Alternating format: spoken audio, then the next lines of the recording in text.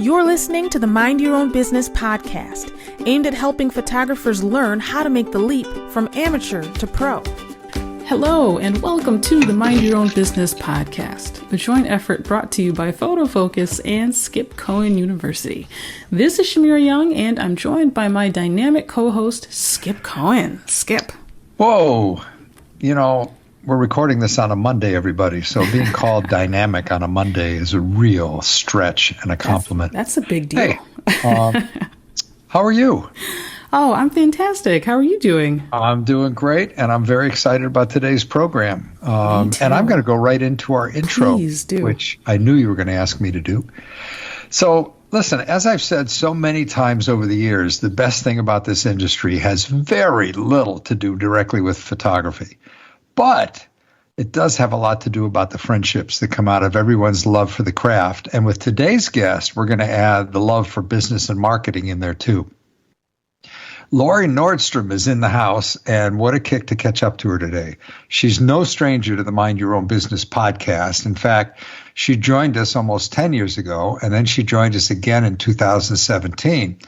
But the reason to bring her back again, and probably again in the future, is because everything in business has changed so much in the last few years. Now, Lori is based in Iowa. We'll try not to make fun of her or hold that against her, but it is one of the very flattest states in the United States. I spent a week in Des Moines one night, so I've been there. When she's got a camera in her hands, it's focused on families, babies, and seniors. She's a photographer, an educator. She's an author. She's a great friend to so many of us. And her trademark is being accessible pretty much to anybody who needs a little help.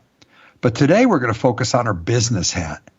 There's still so many of you working hard to jumpstart your business after it stalled during the pandemic. And as much as things have changed and so many paradigms shifted, there's still so much you can do to pave the way to make the back half of 22 the best ever. So, Lori, this is the cue for your lips to move. I can't find a better opening line, everybody. Welcome back to Mind Your Own Business. Thank you. Thanks for having me, you guys. This is great. Oh, it's so awesome to talk to you, Lori. And I love catching up with you periodically and hearing how you're doing, especially because of the fact that you are such a great business person with your photography craft. And that is an art. Business is an art in and of itself. So I'm really looking forward to this chat. But before we dig into the nuts and bolts, I do like to kick it off with our favorite first question for those who may be living under a rock and don't know who you are. Can you give us a rundown of your background and just quickly how you ended up doing what you're doing today?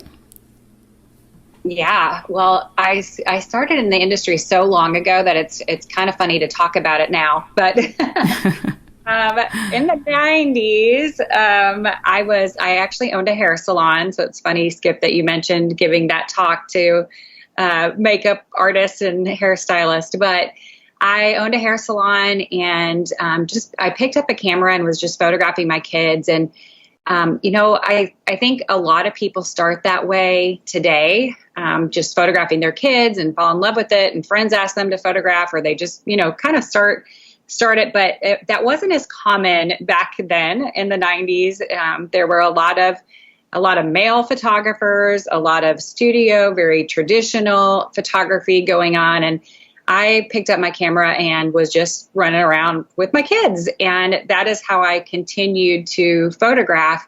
Even as I began working, I started with a Mamiya RB. And for anybody who was around in those days, you know that you looked down in that camera, of course, everything manual, and you looked down in that camera, the image was flipped. And, so it was just kind of a different world, of course, the film world. But with that camera, it was clunky, it was heavy.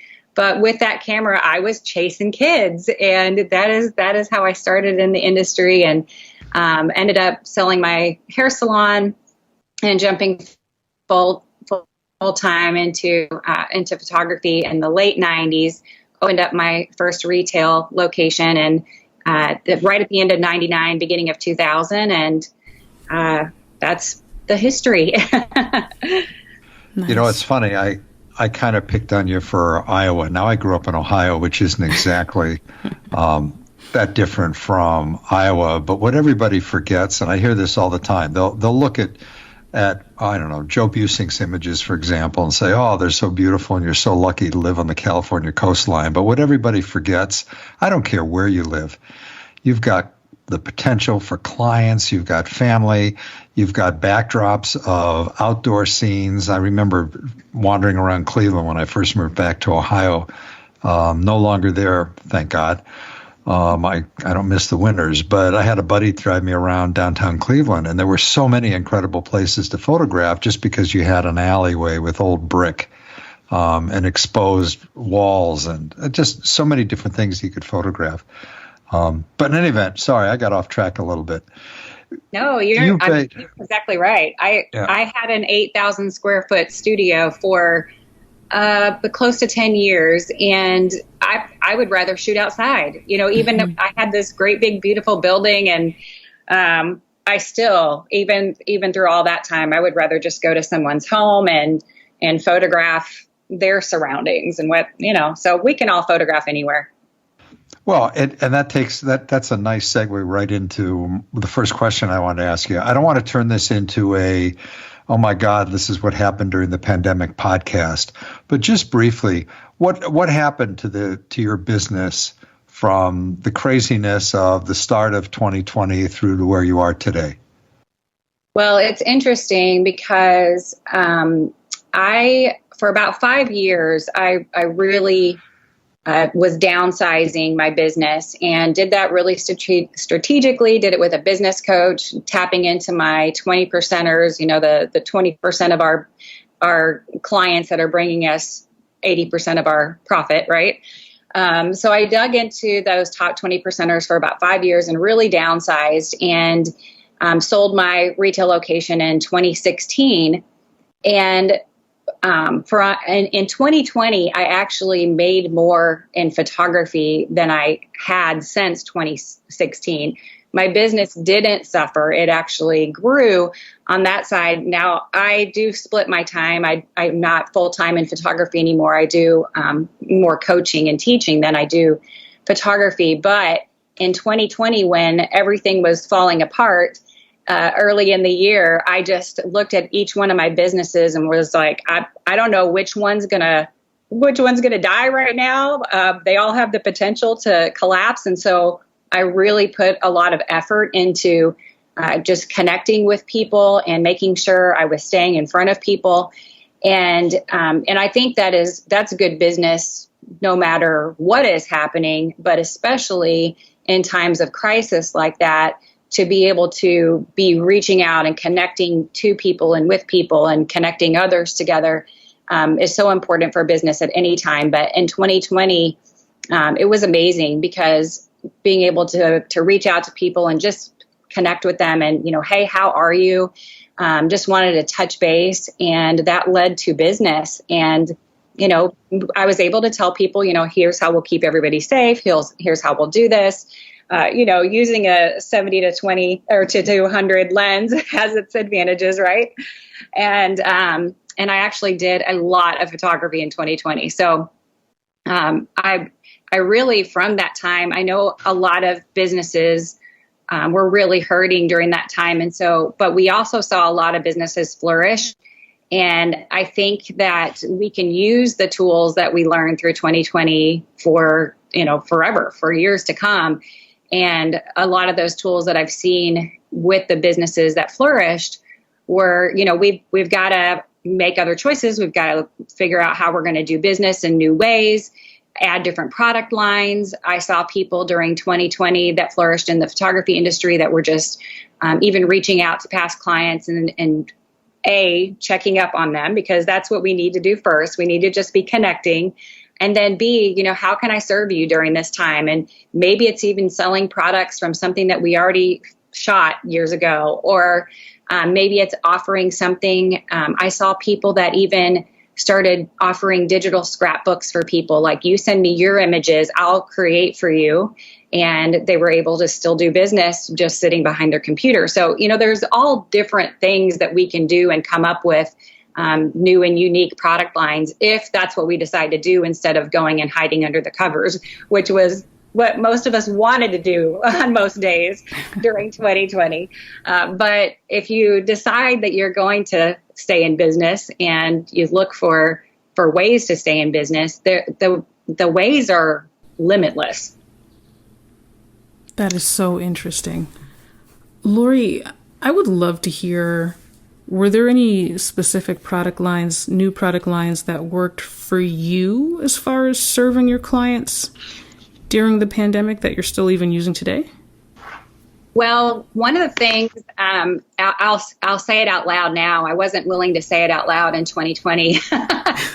But one of the things that I started doing really early on was the front porch photos. I'm sure everyone who's listening heard about that trend. And I was like, when I first saw it, I was like, why didn't I think of this?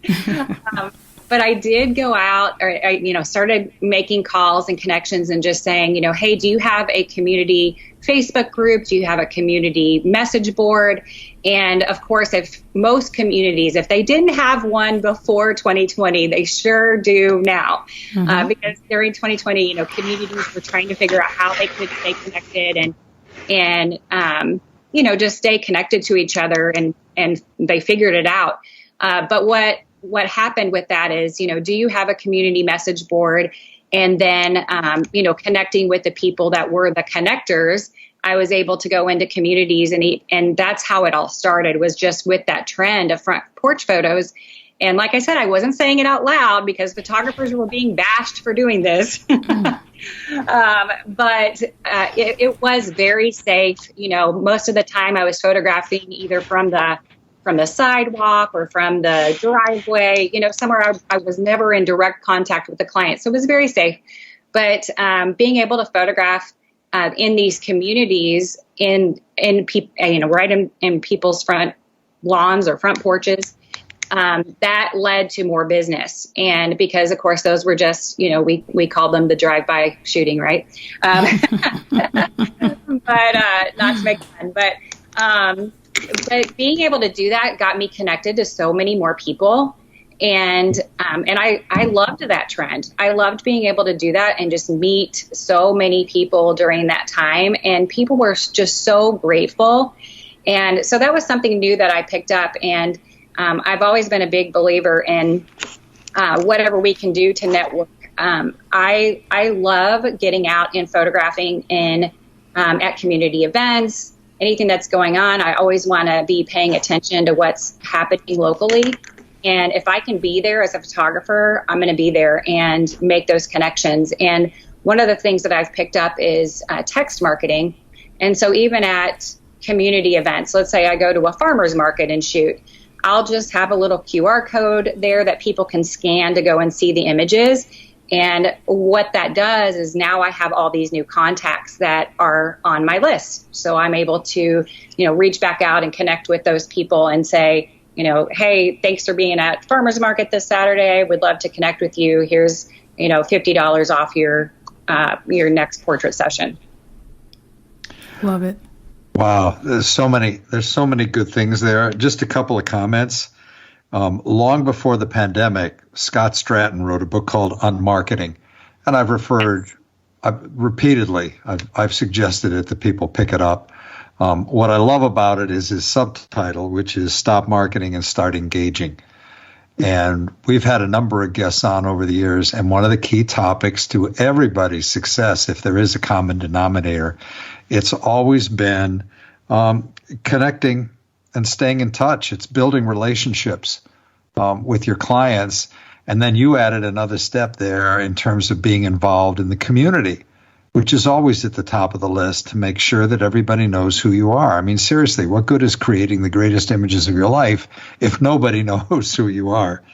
Right. And then the other thing I wanted to comment on, for anybody that hasn't looked it up, J.P. Ilario over in Albany in the middle of the pandemic launched a thing called Facetime Portraits, which to me is one step beyond front porch portraits, in that he would get a client, they'd connect on FaceTime.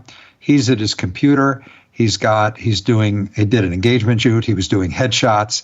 And essentially, because of digital and because of the control all of you guys have in the creative process. He's essentially saying to the potential bride and groom, okay, guys, move a little closer to that table lamp, or move that table lamp over here. And then he's working on his laptop, and it was so strong that the Albany News picked it up and ran the story. And I don't know the exact number, but I know at a time when everybody was crying the blues because of the slow season at the beginning of, it would have been 2021, or late into 2020, he was picking up anywhere $25,000, $35,000, $40,000 in sales at 100, and I can't remember, I think it was 150 or 175 for a headshot. And the work is beautiful. Yeah. So it's interesting that, out of the crisis, there's potential. I saw quite a few people doing that. And, it was interesting. Our friend, Darton Drake, who's no longer with us, he was doing long distance portraits back in the day, before any of this was a necessity. And I always thought it was so interesting. He'd photograph somebody on their computer and did that back in the day. And then I did see several people pick that up in 2020. And I actually was, I did a session with Kevin Jordan over the phone, and he did a painting, and it was me with my Jeep outside.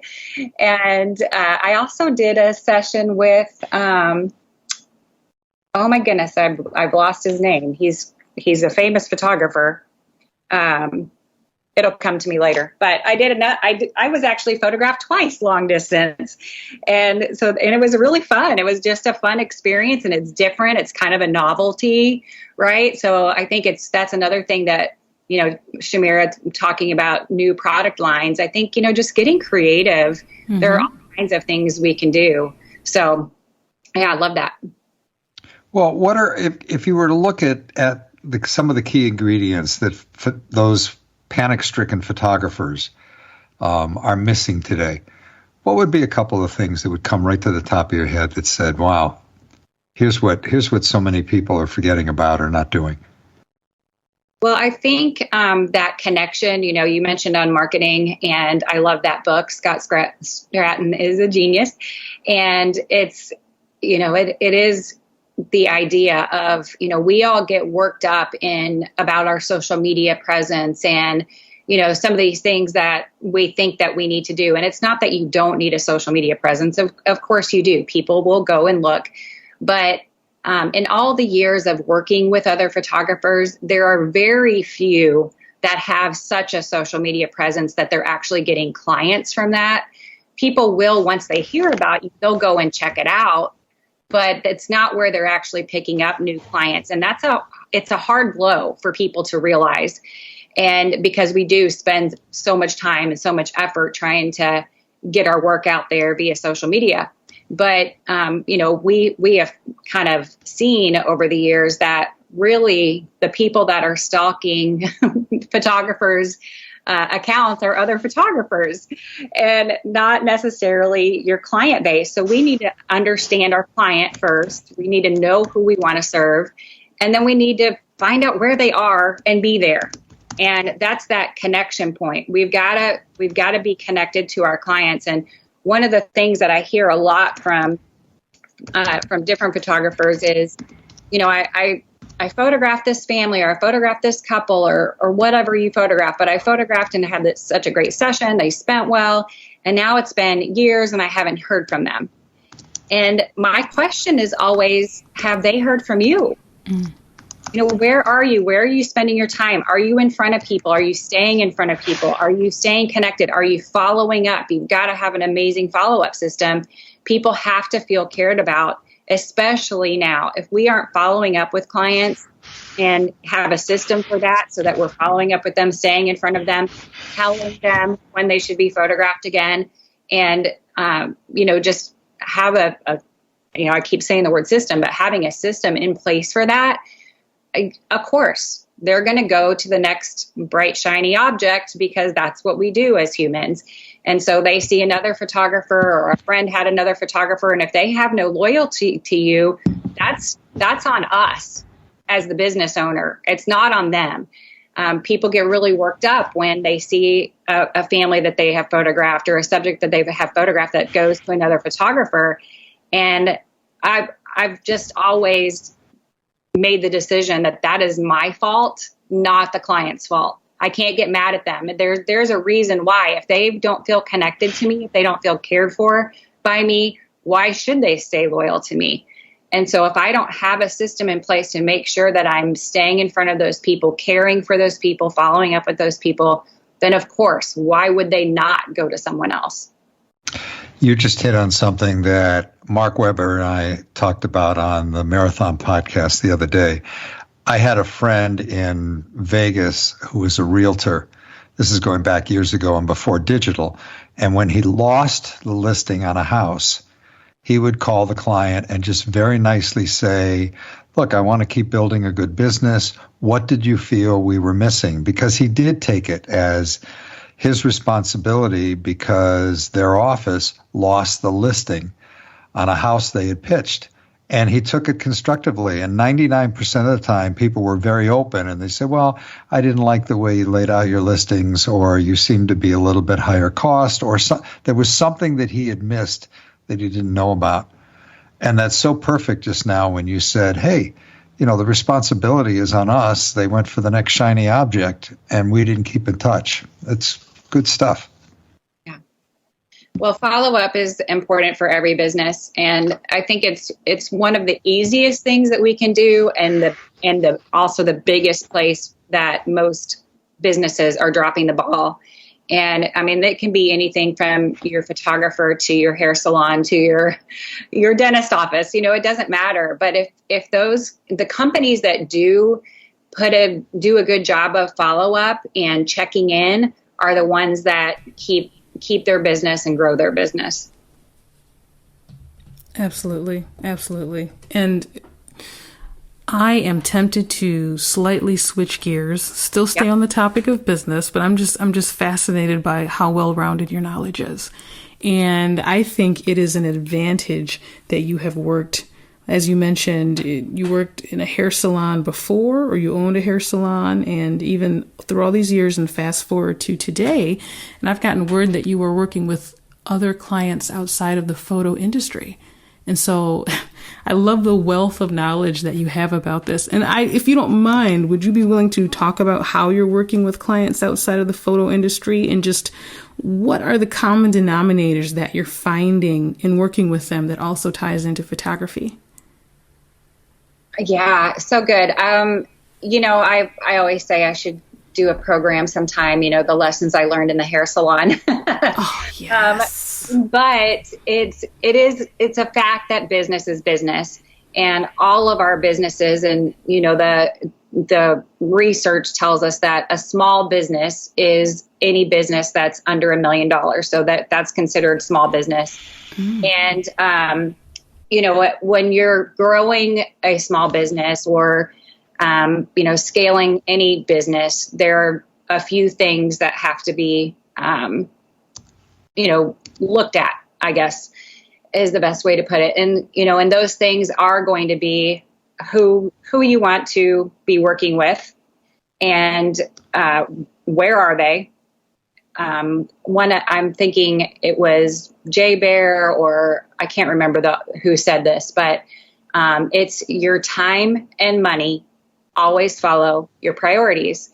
And those are the things that are the exact things that we need to know about who we're serving. And so really defining who that person is, who you want to be spending time with, who you want to be serving, who you want to be ultimately selling to.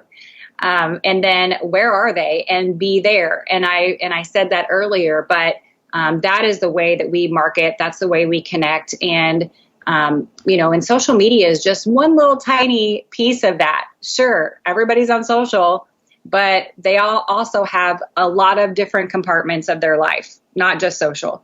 And especially if you've got a small local business, we need to be, boots on the ground and be connecting, be out there connecting. One of the other things that I did in 2020 was just started picking up the phone, making phone calls to every small business owner that I knew locally. And I was focused on women in business. but I connected with all other women business owners and ended up doing a Zoom call just to connect those women. And we had over 100 women on that call. And it was amazing what came out of that call, because it was, just everyone just jumped in and made suggestions for people. We had local boutiques who were doing online shopping for clients. So a client in 2020 would call up and they would get on Zoom and they would assess their body type and any, their daily life, what they were doing, the events that they were going to, how they needed to dress for business, and just became a personal online shopper for their small boutique. There were fitness instructors who were taking their classes online, just all kinds of ways that women were connecting and just suggesting and linking arms together. And that not only helped those businesses grow, but they made new connections. And I also picked up a lot of personal branding clients from that. And that is one of the other areas of product lines that I love in the photography industry, is personal branding.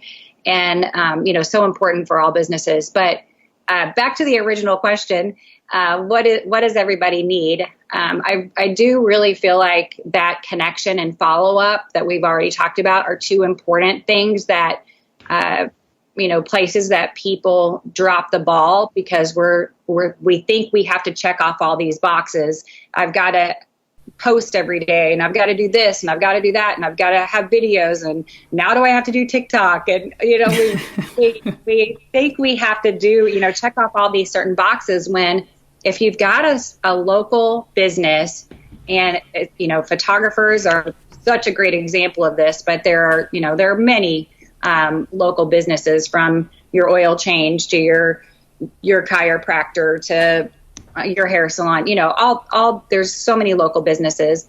And if you are not networked with other businesses where your target client is spending time and spending money, following those priorities and what they're already involved in, if I'm a photographer and I know my target client, and just getting really detailed, but if I know my target client is super into fitness, she runs marathons, she's also a wine connoisseur, her kids go to XYZ private school, we just get into like these nitty-gritty details, then we can start showing up at maybe some of the triathlon events. We can be involved with the winery and photograph events there. It's just getting into the details and being connected with the other pieces of our target client's life. And by being that person that just keeps showing up, keeps being, the person that they see. I've had other photographers that have said, oh, I don't want to go photograph events. Like, I don't want to be the event photographer. And I'm like, I am the hired help. If they are there, I want to be there too. Yes, I will go photograph a charity event. Yes, I will go photograph a triathlon. Yes, I will go to the winery and photograph a concert that's going on. It doesn't matter. If my client's there, I want to be there. And I think that's the same thing with other businesses as well. We need to stay connected. We need to have a good plan for follow-up. Make your marketing efforts matter. And what that means is, if you're posting on Pinterest every day and that's not where your target client is, you're wasting your time. Mm-hmm. Be where your client is. That's such great advice. In fact, you and I share a couple of, we share a whole bunch of good mutual friends, but I know Shamira and I had Bob and Dawn Davis on the podcast a few years back, and I remember Bob talking about, and Dawn too, talking about whenever they photograph an event, be it a wedding or anything else, they'll always take pictures of the flowers, the table setting, the caterer, the food, the buffet, whatever things are set up by other vendors. And after the event, they will always send them off to that vendor with a note that says, use these with our blessing. And it's just a great way to be able to build your relationships out into the community. And then there's another thing you said that got me thinking about just an old favorite of Scott Bourne's, which is own your zip code. Mm-hmm. And I've suggested to so many photographers over the years, but especially when we were in the height of the pandemic, is knock on doors. Put your mask on and get out in the community, draw a circle, let's say 10, 20 miles radius around where you live, and hit on all the businesses there just to introduce yourself. And whenever I suggest it in a workshop that I'm teaching people, I'll always get it's the typical wedding photographer saying, well, what have I got to share with a realtor? There's no reason for me to waste my time. And the answer is yes, there is. You're going to walk in, you're going to introduce yourself, you're going to leave your business card there, and you're going to say, look, my primary business is wedding photography. But if I can ever help you in anything in photography, just give me a shout. And, I won't always have the answer, but I have this network of friends who do, and I'm happy to try and help you with all your imaging needs. And then you leave. You're not selling anything. You're just introducing yourself to another business in the community. And I remember that one of the shots that I think I shared it in a blog post of you on screen with roughly, my God, it looked like about 100 people in the matrix there, with every face in the box on a Zoom call, as a whole bunch of community business owners work together to share ideas and concepts. And that's the other thing that so many photographers forget. And it includes your competitors. Get together with other businesses in the community so you can build more awareness for each of you. You all become ambassadors for each other. Yes, 100%. You mentioned Bob and Don with the weddings. One of the things when I photographed weddings, and I actually photographed some weddings in 2020, wow. Which I stopped photographing weddings years ago, but I had some clients in 2020 that I'd photographed siblings or someone that they knew that, of course, they couldn't do the wedding as they planned, and it was just family. And so they called and said, would you come and photograph, our wedding? And, the thing is that, just because it's family doesn't mean it's not the most important day of their life, and it should cost less. And I heard that from photographers as well, I've got to, cut my rates and cut my prices for weddings because they're all shrinking. Why? It's still the most important day of their life. Why should it cost any less for you to go and do the beautiful work that you do and provide the albums and that's their memory forever? Why should it cost less? But when I was doing weddings, I actually had a wedding worksheet that I would give to the bride. And it was just all the details of their wedding. But what that included was a list of every single other business that was involved with their wedding. So the venue, where they got their dress, where they got their tuxes, where they're getting their flowers, where they're getting their cake. And so it had a list of all of this. And what it gave me then was the contact information for all of those different vendors. And so before every wedding, I would pick up the phone and call each vendor, call the, even the stationery, whatever. I would call them and say, hi, my name is Lori Nordstrom. I'm going to be the photographer at this couple's wedding. I was going to try to come up with a name. This couple's wedding, and just wanted to know what time you'll be arriving, if it was applicable. Just getting even more details from them and how I could serve them while I was there. And that did so much to build those connections with those vendors at the time. And when you do those little things like Bob and Don are doing, to send out the images afterwards or to make the connection in advance and let them know who you are so that you can be of service to them as well while they're there, and make sure that you're taking images for them. It does so much. And that built my business back in the day. And so now I love applying that to no matter what type of session it is. If somebody has a great piece of jewelry on, or if they have a cute outfit on, I'm going to ask them where they got it. And I'm going to ask them, do you mind if I send a photograph to such and such boutique? And then I will send over, the article of clothing or the jewelry or whatever. If I'm photographing at a certain venue, it could be a park. It doesn't have to be anything fancy, but I have photographed in all kinds of locations, but I'm always going to send images back to those locations and be connected in that way. And so, there are just little things that we can do to just take it one step further, and building those relationships and those connections will build your business. If you just pay a little bit of attention to, just some of those little details, and just ask questions. And people love talking about where they've purchased something or the experiences that they've had at certain places. People just need to think of it as an investment. I mean, we all know that your savings grows when you put something in your retirement account. On the other side of the coin, your business grows when you pay a little attention to your clients. It's just an investment of time, and it does come back. 100%. Yep. Yes. So this is why we need an extra couple hours to chat, because there is so much we could dive into. Oh my goodness, Lori, it is amazing how quickly time flies. We are running out of time for our chat right now for this episode. Oh my goodness, we need to have you back on in the future for sure. And before we run out of time, I do want to sneak in our favorite final question, which is always a loaded question, especially given these interesting times right now.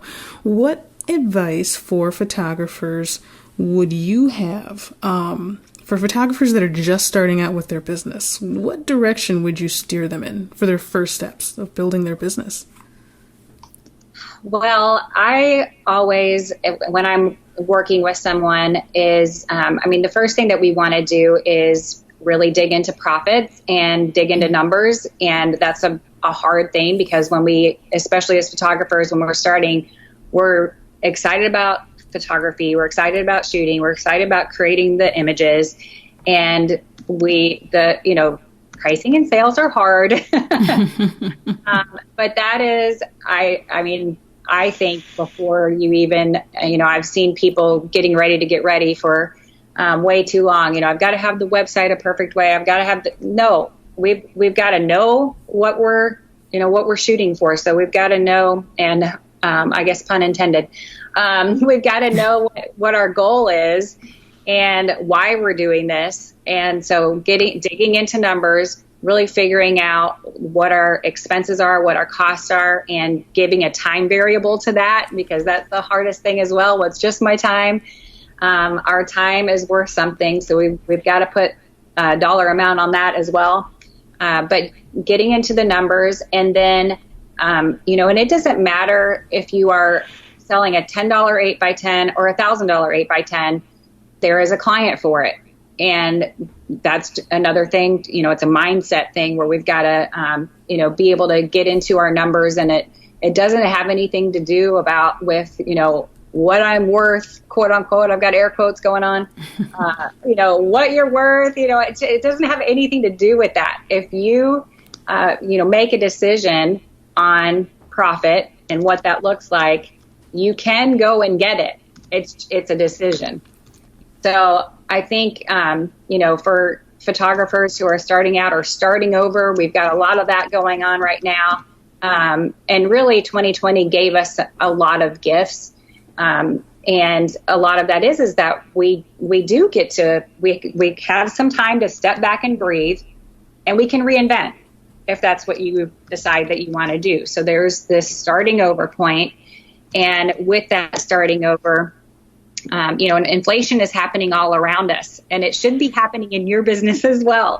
Mm-hmm. So it is time for most photographers, it is time to raise prices and to make that decision. And it's not about learning to sell, it's about learning to serve. Mm-hmm. And when we step up and serve really well, that's an opportunity that raising prices is going to give to anyone who raises prices. It gives you the opportunity to go out and serve harder. And when we serve really, really well, we sell big. And, and again, that's a mindset thing. But if we can, as we're starting out or starting over, get into the mindset that the more I charge, the better I get to serve my client. And I'll have that time for the follow-up and the connection and to get involved in my community. I'll have time for those things when I am serving at my highest potential. And to serve at my highest potential, I've got to charge a little more. Love it. Yep. Love it. Good Absolutely. stuff. You said it. You said it. Oh my goodness. Oh, Lori, thank you so much. There's so many wonderful, just golden nuggets in this episode. And I love that you touched on numbers, that you're not afraid of numbers and profits, because you're right. That is somewhere that so many of us need to start. And I know when I started my business years ago, I sure didn't start there, and I regretted it. I really did, because it did limit my ability to serve my clients when I was not charging enough. So thank you for mentioning that. I love that you highlight service as well, because we do need to serve our clients and care about our clients. And where can folks check you out online? Well, I'm Laurie Nordstrom everywhere, and my website is simplyblessed.life. Oh, I love that. We will include all of that in the show notes so that people can follow up with you. And Skip, I always like to ask, where can folks find you? And I always like to answer. It never changes. I'm Skip Cohen on Twitter. I'm Skip Cohen on Facebook. Everything I write is at skipcohenuniversity.com.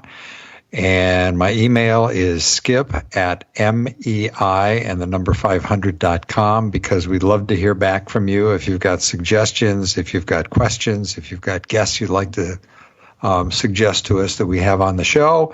And as I always ask, Shamira, where do they go to find you? Yes, folks can send me an email at shamira@photofocus.com. That is my first name, CHAMIRA @photofocus.com. We love getting questions, ideas, feedback, because it really does shape how we move forward with the show. And we just love having amazing guests on the show. And speaking of amazing, Lori, thank you. Thank you. This was awesome. Thank you. Thanks for having me. It's so good to talk to you guys. Well, you shared so much great content today, and I'm so frustrated with photographers that are still sitting there spinning their wheels when there are so many ideas out there. And it's fun thing is, it's not rocket science. Just get out and be friendly. It's that simple. Get out and be friendly. I love it. There you go. Oh, my goodness. Right. And we want to thank our listeners for joining us today. Please tell your friends about this podcast, especially if they have the burning desire to bring their photography business to the next level. We look forward to having you all with us next time on the Mind Your Own Business podcast, brought to you by Photofocus and Skip Cohen University.